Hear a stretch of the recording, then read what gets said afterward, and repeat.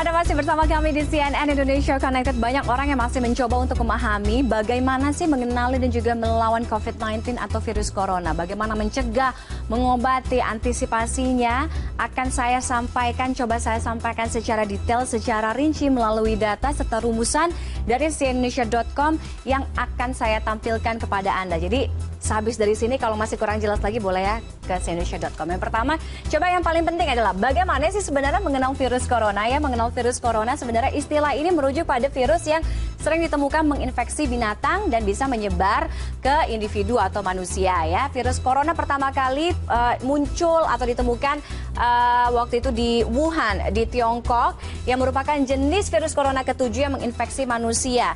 Dan virus corona yang menyerang manusia ini baru ditemukan pada tahun 1960-an. Jadi bukan di 2019 tapi di 1960-an. Bagaimana sih virus ini sebenarnya menyebar? Kita lihat misalnya dalam kasus MERS. Waktu itu penularannya dari binatang ke manusia, binatangnya unta ke manusia. Kemudian di kasus SARS waktu itu, wabah SARS juga ditularkan dari manusia ke manusia. Jadi antar manusia.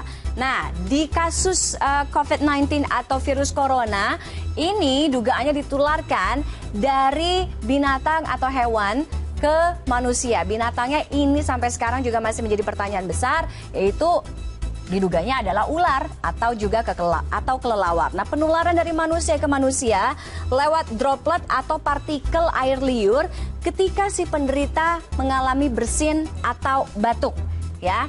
Berapa lama sih masa inkubasi corona? 2 sampai dengan 14 hari merupakan masa inkubasi dari virus corona. Jadi saat pasien pertama kali tertular atau terpapar virus sampai menunjukkan indikasi atau gejala-gejala awal tadi, ada demam dan sebagainya ya. Nah, siapa saja sih orang-orang yang paling berisiko tertular COVID-19? Yang pertama, ini dia, ada lansia berusia 70 tahun ke atas, kemudian orang yang memiliki riwayat penyakit penyerta atau penyakit bawaan, misalnya diabetes atau juga sakit jantung dan lain sebagainya. Kemudian orang yang mengalami atau memiliki riwayat penyakit pneumonia atau sakit pernafasan. Ya, itu tadi. Apakah sudah ada yang sembuh dari COVID-19 atau orang-orang yang tadinya positif udah ada yang sembuh sebenarnya sampai sekarang?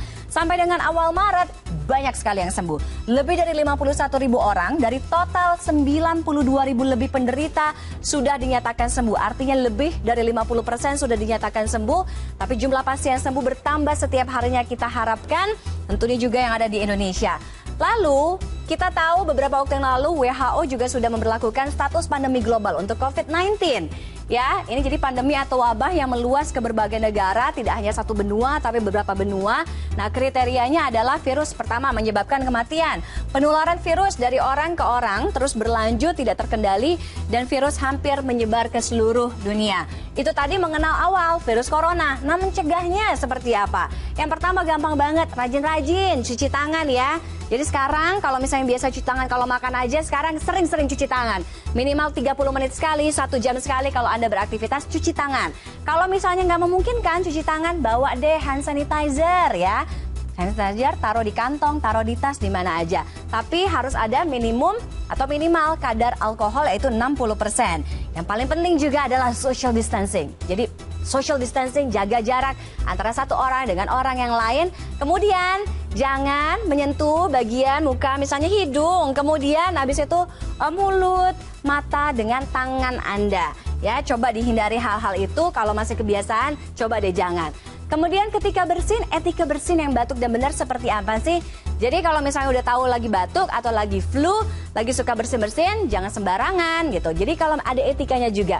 Anda mungkin bisa menggunakan bahu Anda seperti ini ya. Jadi tisu atau bisa pakai tisu juga bisa menggunakan siku Anda. Lalu tisunya jangan dipakai lagi, buang ke tempat sampah. Setelah itu cuci tangan lagi menggunakan sabun atau hand sanitizer tadi kalau misalnya nggak ada sabun. Kapan sih harus cuci tangan menggunakan air dan sabun? Saat secara kasat mata tangan terlihat kotor, buang air, batuk, bersin, kontak mungkin atau berinteraksi dengan orang yang sakit, sebelum makan, setelah menggunakan toilet gitu, setelah bersentuhan dengan hewan, rajin-rajin cuci tangan. Nah, cuci tangan yang baik juga jangan asal ya. Jadi, basahi tangan dengan air bersih dan mengalir selama 20 detik. Ya, jadi misalnya saya susah nih, jadi ada air ya, kemudian kurang lebih 20 detik, kemudian pakai sabun yang punya kandungan antiseptiknya, cuci, gosok tangan. Ini mulai dari punggung tangan sampai dengan sela-sela jari ya. Jadi punggung tangan, sela-sela jari, jangan cuma telapaknya aja yang digosok. Lalu bersihkan bagian di bawah kuku Anda. Jadi kuku-kuku ini juga bisa jadi sarang bakteri ya kalau misalnya nggak dicuci. Kemudian bilas air bersih, keringkan dengan handuk. Itu yang harus Anda lakukan sekarang, jadi jangan asal cuci ya. Kemudian cara menggunakan hand sanitizer, kalau tadi sabun nggak ada, cari hand sanitizer yang minimal kadar alkoholnya 60%. Teteskan hand sanitizer ke tangan Anda 1 sampai dengan 2 tetes, sama kayak cuci tangan, tidak hanya di telapak tapi di punggung, kemudian di celah-celah jari, kemudian di antara kuku-kuku, itu yang harus Anda tempelkan atau taruh sanitizernya, kemudian sampai tangan Anda atau hand sanitizer-nya mengering. Nah, kalau misalnya nggak ada hand sanitizer gimana? WHO memberikan formulasi untuk membuat hand sanitizer sendiri. Ini caranya ya. Masukkan ke dalam wadah 1000 ml, tuangkan ketiga bahan, ada isopropil, alkohol, hidrogen peroksida, dan juga gliserol. Tambahkan air, kocok perlahan, supaya semuanya kecampur jadi gampang banget. Nah, perlu nggak sih sebenarnya menggunakan masker? Ya, masker sebenarnya hanya digunakan dalam kondisi kalau misalnya Anda memang merasa Anda sakit ya.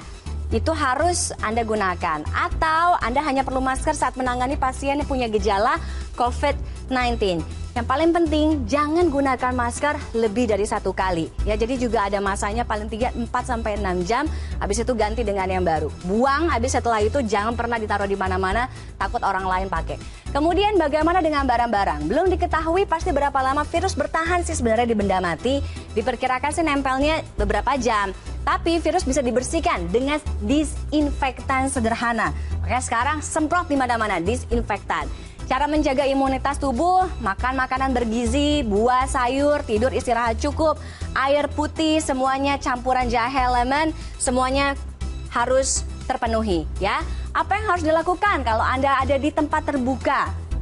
Udah dibilang social distancing. Kalau kepaksa banget keluar, tetap social distancing ya. Jadi jaga jarak antar orang, kurangi kontak dengan pintu, cuci tangan, tadi waspada meletakkan tas di lantai bus, kereta, atau kendaraan-kendaraan atau angkutan umum, hindari mengeluarkan telepon genggam, atau Anda bisa nih sebenarnya lap-lap gitu ya, bersihin HP Anda atau gadget Anda dengan alkohol. Banyak juga kok dijual di apotek sekarang ya. Tidak ngemil di transportasi umum untuk menghindari kontaminasi dari tangan ya. Social distancing itu perlu jaga jarak antara satu orang dengan orang yang lain. Kenapa penting? Untuk menghindari hal-hal atau virus-virus penyakit ini bisa menular. Ini kenapa penting? Karena kapasitas rumah sakit tanpa intervensi kebijakan ini bisa saja terjadi periode saat pasien tidak tertangani tenaga medis seperti di Italia. Nah, dengan intervensi kebijakan, wabah tetap terjadi tapi tak terkendali dan tidak menyebabkan korban jiwa lebih banyak seperti misalnya di Singapura. Bentuknya seperti apa? Kurang lebih seperti ini, jaga jarak sampai 1-2 meter, kemudian jauhi kerumunan, jangan berjabat tangan, kurangi frekuensi untuk pergi ke tempat-tempat yang ramai. Itu tadi ya.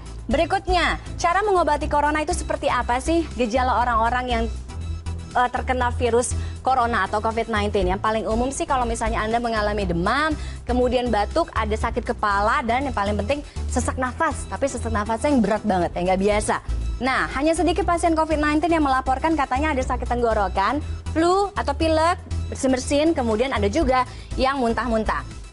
Apa yang harus dilakukan Anda kalau misalnya punya gejala-gejala yang tadi? Tetap di rumah, self-isolated jika kondisi badan tidak fit agar tidak menulari orang lain. Pakai masker, jaga etika bersin, batuk.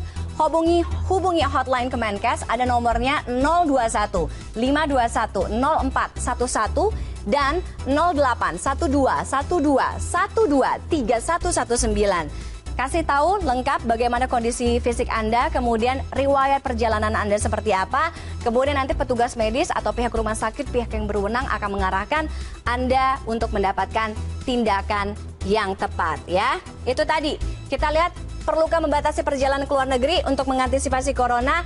Perlu, WHO menyatakan tidak perlu jalan ke luar negeri. Jadi di masa-masa yang sekarang ini social distancing, bekerja dari rumah, belajar dari rumah itu yang paling penting kita lakukan ya. Itu tadi Anda bisa baca selengkapnya di cnnindonesia.com terkait seluk-beluk mengenai corona, bagaimana mengobati, apa itu virus corona, mencegahnya seperti apa di cnnindonesia.com.